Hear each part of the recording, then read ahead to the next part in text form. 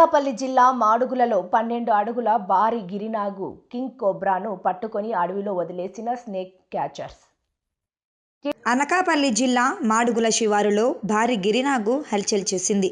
ఎక్కడి నుంచి వచ్చిందో గానీ 12 అడుగుల భారీ గిరినాగు రైతు పొలంలో తిష్టవేసింది.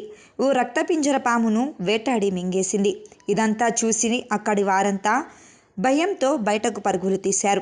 స్థానిక ప్రజలు సైతం భయంతో వణికిపోయారు.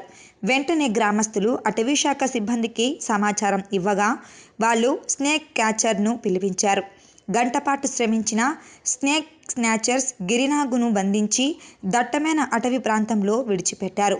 దీంతో గ్రామస్తులు ఊపిరి పీల్చుకున్నారు.